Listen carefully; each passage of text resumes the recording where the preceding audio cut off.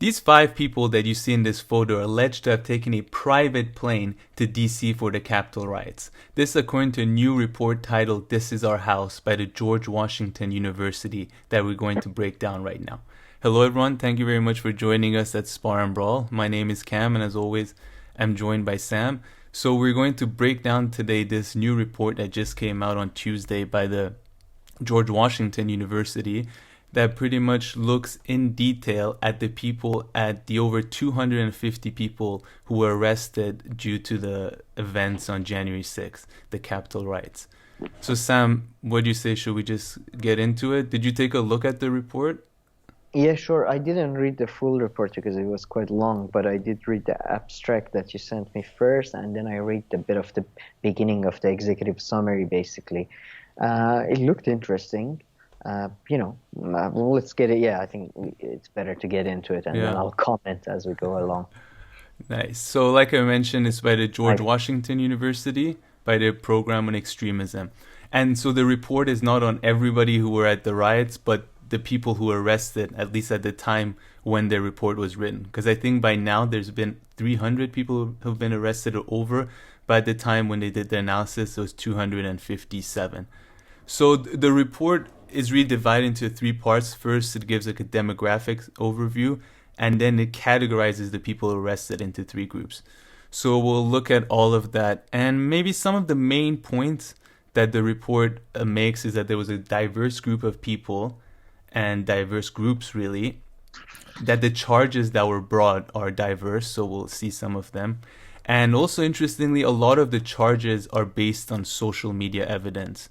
So a lot of the people arrested, they either documented what they were doing during the arrest or, during the riots or afterwards.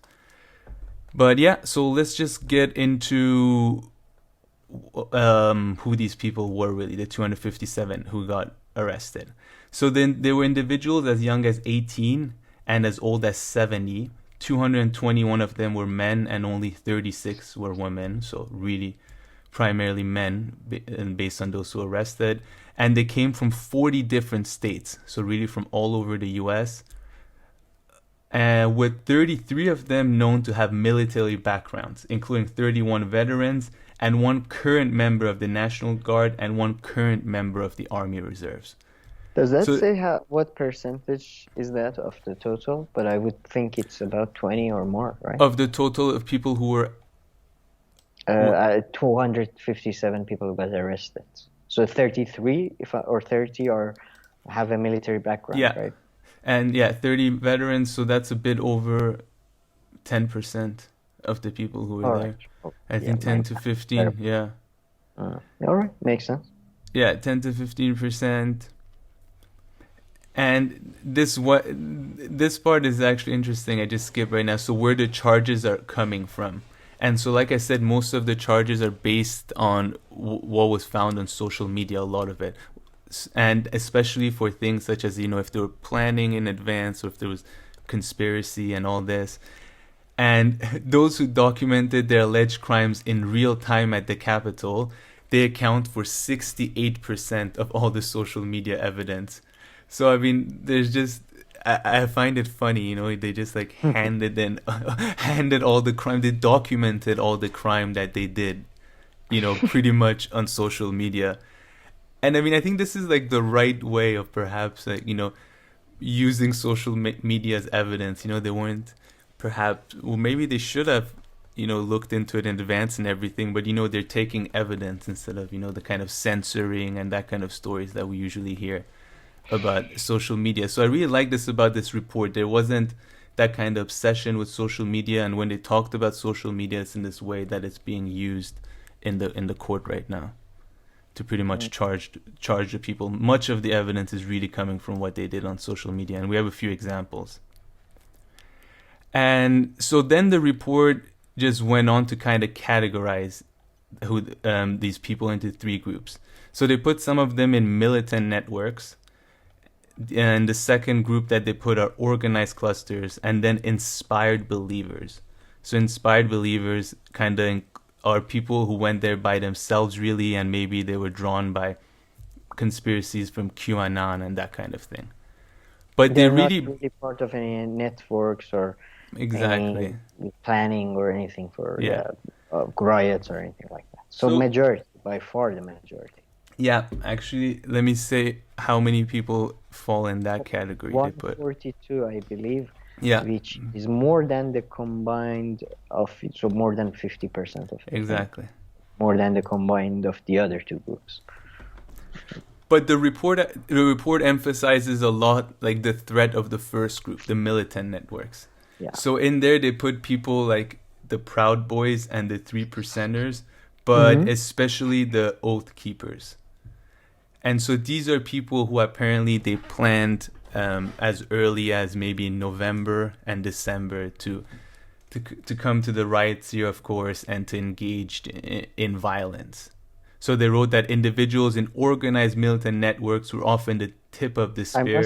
must admit, I don't really know Oath Keepers. That's the Yeah, I only one. didn't know I can. That, Maybe I know a little bit now. yeah.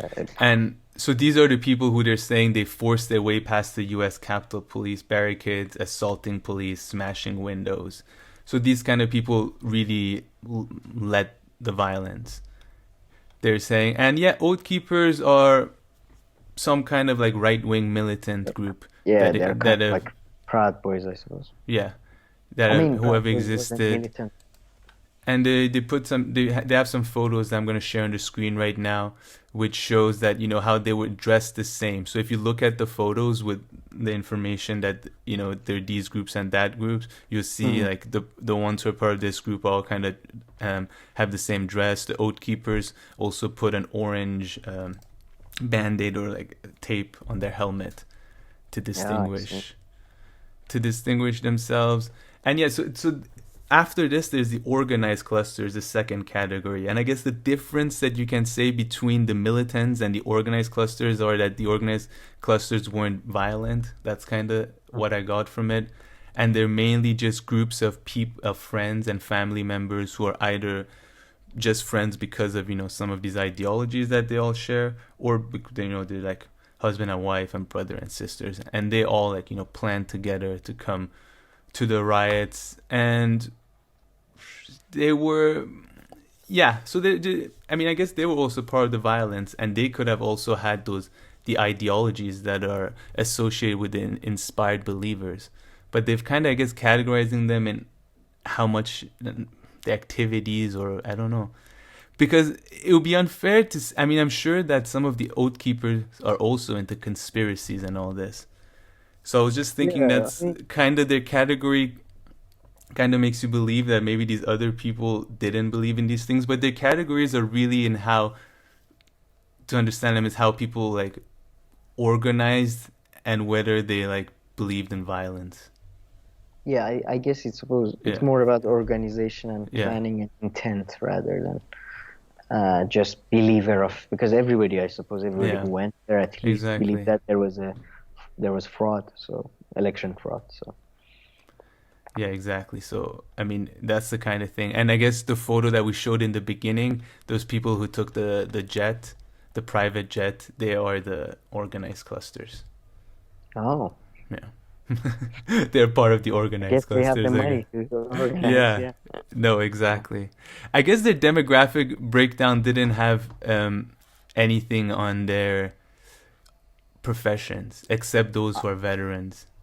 It had something on the locations they came from, and Yeah. I noticed that they came from a lot of like Los Angeles Mm-hmm. County, a Yeah, lot I'll of put people them. from Ohio, one of the richest, Franklin, Ohio, which is one of the richer counties, or at least they seem to, yes, significant numbers came from major cities and major urban, relatively technically well-off areas.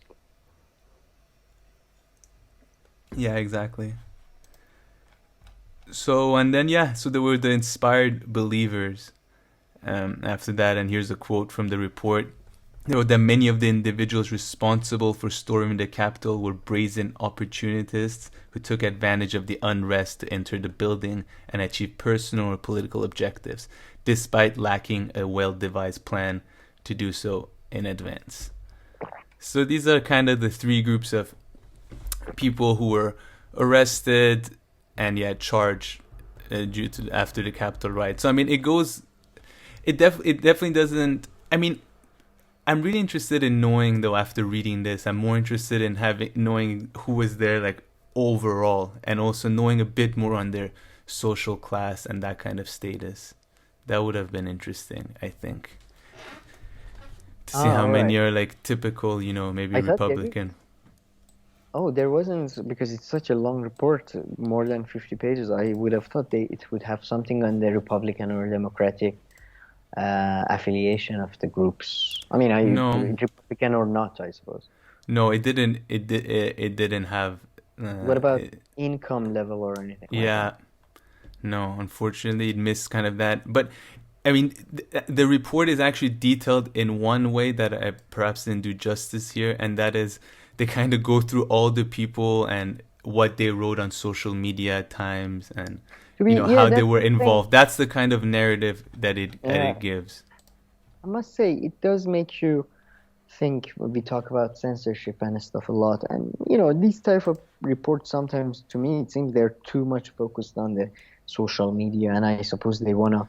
I don't know. I haven't read it, but you've read it, so No, you this one maybe though, I would tell me say they didn't go down. That's what I appreciate. actual. They didn't go down that line, and the fact is that it's not about like censorship and stuff, but these people literally like documented what they were gonna, all the illegal stuff that they were gonna do. They just posted it in advance while they were doing it. It's so it's a bit different. You get what I mean? Yeah, yeah, no, no, I understand. No, no, it's Yeah, just it could be used. I mean, yeah, yeah. I'm glad But and they it don't make doesn't go those down. recommendations. They make all kinds of recommendations at the end about What are what they?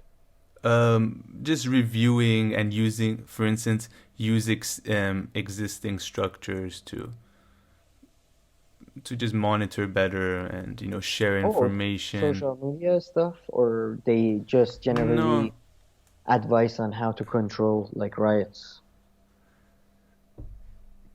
no, not really even like that. Because that part I didn't really dig into it, but let me just see in Mm, the very beginning, sure. at the end they say, okay, so this is what they recommend. This is from the intro part. We recommend that the US government improve access to data on domestic terrorism investigations, Mm. conduct a systematic review of intelligence gathering and policy response to domestic terrorism alerts, and use existing structures to improve information sharing between federal agencies tasked with combating domestic violent extremism. Basically, it's saying that we need to review the system. Well, I guess it could go both ways. Review the Yeah. system and make it worse, as they usually do, or review the Yeah. system and slightly improve it or whatever. So I mean, yeah. I think this really seems like it was one of those cases that if people just did their job a bit more properly, nothing would have happened. But not sure if there was really even an incentive to, Fair and maybe enough. there were incentives in the other direction. Mm. But yeah, and then I don't know if you have any more thoughts about this report, but I forgot to tease the little article by BBC which talks about why QAnon believers are obsessed with March 4th, which is today. What, what Have today? you Oh heard wow! about All right. this? Yeah. I heard there was they are upping the security, but well, why is today such a big? So basically, March 4th, according to this hilarious, they misread two historical events and put them together, I'll tell you. And based on that, March 4th is the real day when the new president should be inaugurated. So Trump is going Oh, to so come it's a today and get inaugurated. Huh? so it's a conspiracy theory. Yeah, it's a QAnon conspiracy. That's nice. Okay, so I'll tell But you. Okay. if all right, go ahead, go ahead. Yeah. So, what is the basis of the false claim? The idea stems from the belief among some QAnon followers that the US turned from a country into a corporation after the passage of the District of Columbia Organic Act of 1871. So pretty much this Organic Act, which is called Organic Act, is basically that it's when DC turned into however it is now, right? However it's structured and governed. So this has nothing to do with all of the US or the presidency or anything like that, right? But so you take that part, so that's half the theory. Do you get it? Okay. Yeah? So the Yeah, country stopped. The U.S. stopped being a country in then 1871. that's not true, right? Or is that No, true? no, no. They write the theory is based on a false interpretation of the Organic Act, which merely turned the District of Columbia into a municipal corporation, better known as a local governing body, and has no Oh, all right. relation to a Okay. president or the US as a whole. But this is half the story because this doesn't explain why March 4th. This only Yeah. Oh, March. explains why they say that every president since 1871 is illegitimate because Oh. the US stopped being a Including Trump, country. by the way. Huh? Yeah, Including Trump, by the way. that's very good, very good. I'm sure there's a way, except Trump. There was the amendment theory. Okay, Yeah, he's why exposing us. March 4th? Before the 20th Amendment of the US Constitution, adopted in 1933, moved the swearing-in dates of the President and Congress to January, American leaders took office on March 4th. So apparently until 1933, it was actually in March where the new President and Congress were sworn in. What? Say Yeah. this. Say Yeah. it again. I faded Yeah. out first. No, I know it's hard to understand. Even when I'm reading, I'm confused. But until 1933, presidents Okay. took over in March Oh, right. instead of Okay. in January. So why did that? So they took this theory. So Anyway, sorry, okay. they took this historical Fact. event, which this Yeah, one is fact. true, Yeah. and they mixed it with A with the other. a stupid interpretation. Like, So therefore, Trump is the real president starting today. I don't know why I said therefore, because as soon as I said therefore, the two things didn't connect. So- accordingly. Well, well, interesting. Well done. I hope I wish them the best of. Not really, Now but I'm gonna read your tweet. You might still not understand. You might doze off halfway through, but ask me, I'll tell you again, okay? sure. So someone tweeted, Trump will be inaugurated March 4th. The DC hotels for the 3rd and 4th already book. What does that tell you? All right. So I guess that person is saying that there's going to be riots and people are coming, right, or something. Or is Under that it, they interpreted it this way. Sorry, this was actually a message in Telegram. So this is what BBC wrote in the caption of it. Oh, They wrote, some believers cited the increase in room rates at Trump Hotel in DC on the 3rd and 4th of March as evidence for the conspiracy. So maybe you Yeah, didn't sure. understand, but they're basically saying that yeah. his hotel in First- DC. First, I thought the tweet or Telegram message is by somebody who's like saying that, oh, we have to be careful. But I get it now. It's from Yeah. within the group. Wow, the logic is just. I mean, come on, it's a spotless. And I mean, this other message, I'm just going to read a little bit of it because it doesn't make sense. It says, assuming the act of 1871 is legit, and it is, also 1 plus 8 plus 7 plus 1 equals 17. No coincidences. And assuming Trump has undone it, What Gorilla 17 Link- has to do with it? What does the number 17 now? I don't know. And assuming that the central bank is trashed, yeah, sorry, I gave up. Well, and assuming that sun dawns in the west and goes down in the east side, I'm assuming a lot of shit there. But not all QAnon followers are apparently liking this. That's Some crazy. some are saying that it's a setup. Oh wow, those Yeah. guys are they're on the mall, Yeah, it's a Well, But man, but it does make you feel like, what's the point? These people are out there. I must I was gonna ask you this though. The real question after reading that report is that which group of the categories you talked about, does the guy who was wearing a bear suit fit in? Was he an inspired believer? Okay, Was he an you're organized half trust? Or joking, but they break it down by people to such an extent that it might be in the you get report. it? Okay, I didn't see a picture of him, but there's this other guy wearing a sweater, and they have his picture, and they explain like who he is. All right, So so if we knew the bear guy, we could maybe look him up. I think to be fair, I'm sure But true, who is the bear guy? That's a really good question, though. oh, CNN did loads of stuff on him and the famous Yeah, the no, guy true, but I'm saying like that here, it just reminded me. yeah, we just ignored that. But yeah, anyways, I'm glad that these Yeah, people are keeping busy somehow with conspiracy theories. I'm not really glad, but whatever. Don't do riots. As long yeah. as they don't do riots, it's fine. Just talk. But let's see what happens next. Trump is a bit back now in the picture since CPAC, but again, To be not honest, that. since he's off Twitter and shit, I don't. Yeah, There's not much unless he starts doing rallies again whenever Corona is done. So we'll see.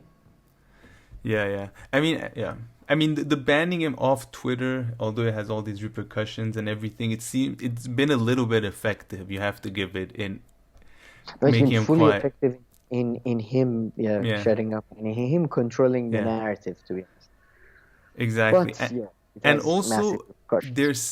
the second time that they went for the impeachment, if that would have actually worked too, it would have been worth it, I think, maybe to have, but that Yeah, one if it failed badly works, too. if they needed absolute majority more than 60 Yeah. votes, so it would never have So it's because clear like it wouldn't have ever, right? I mean, yeah, it yeah, was so it's just obvious. impossible. Yeah, yeah. Even if Mitt Romney and let's say Susan Collins had Yeah. switched, it still wouldn't have been enough. So yeah, yeah. All right. Any final thoughts, or that's it? Let's wrap it up. No, no, no, let's wrap it up. But interesting article. We should do more of these things. It's quite good. It has a lot of data, so at least we can talk about some concrete shit. That's interesting. Yeah, no, definitely. Okay, well, thank you very much for watching. If you like this content, please like and subscribe, and we'll see you in our next video.